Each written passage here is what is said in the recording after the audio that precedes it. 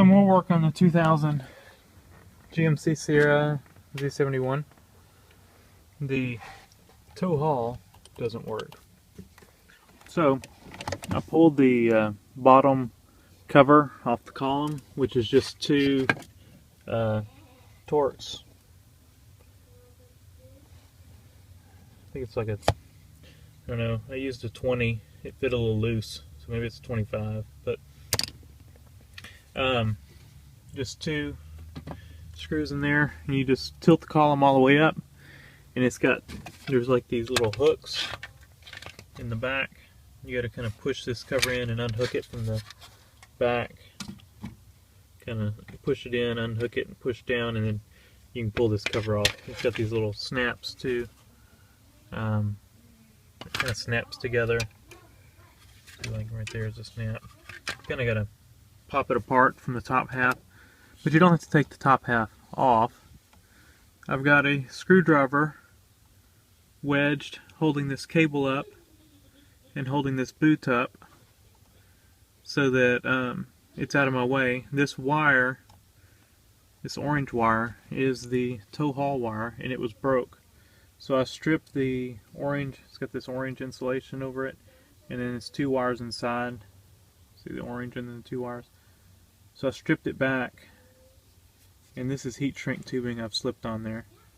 And so I'm going to solder these back together. It's just two white wires. I don't think it matters which one's which, because it just, all the switch does is complete the circuit. So there's not like a polarity, I think, or anything on them. So I'm going to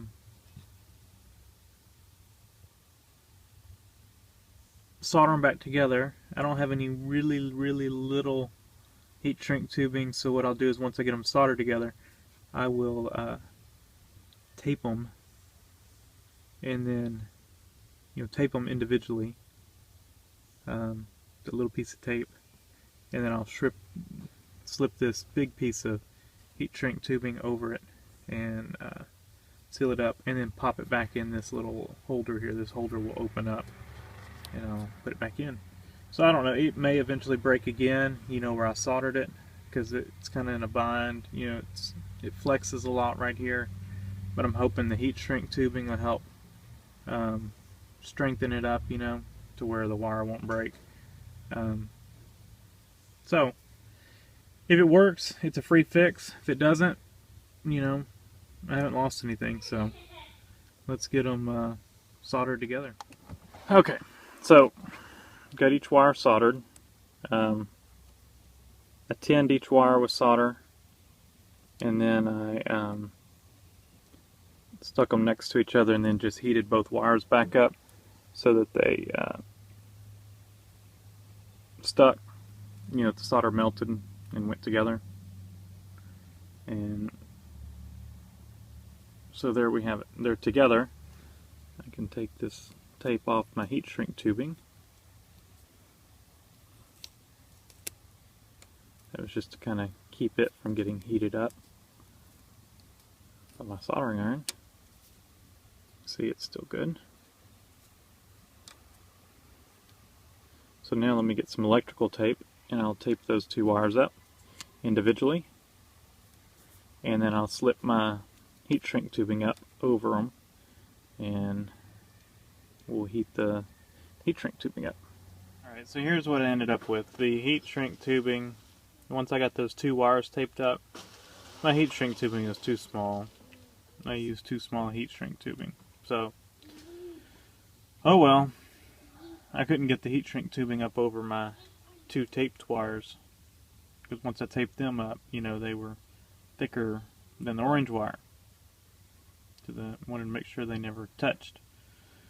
So I just taped all of it up, and since I was taping it, I taped it thick to because I don't think there's really going to be any interference here. I just wanted to make sure that the tape stiffened this wire up, which it did. And then of course it won't fit in that little connector, so I put a tie wrap through that little connector and kind of turn that connector sideways, and then tie wrapped my wire to it. So it works. It's together and it seems like it'll work. It may end up, since I've taped it up here, you know, it may stress it somewhere else, you know, bending, and it may break. But it should work now. And if it breaks again, I'll order the shifter handle. Aftermarket one's about 40 bucks. So this is a free fix for now, and we'll see how long it lasts. So, tow haul. Tow haul up. Tow haul on. Off. Cool. It worked. So, I guess since I didn't show you how it came apart, I guess I could see if I could show you how to get it back together. So I just need to slip this grommet back in place. Alright, let me put that back in place, and I'll get the cover in there and I'll show you where the screws are. Alright, so I got it snapped back together, got the grommet back together, got those hooked in the back. One thing I didn't show, you've got to take this out. This is the tilt lever, and it just pulls straight out. You may have to get something to kind of get right in there and pry it out, but it just pops out. So you can get a little screwdriver right in there and kind of pry it out, or you might be able to just pull it out. And then, like I said, two little Torx screws here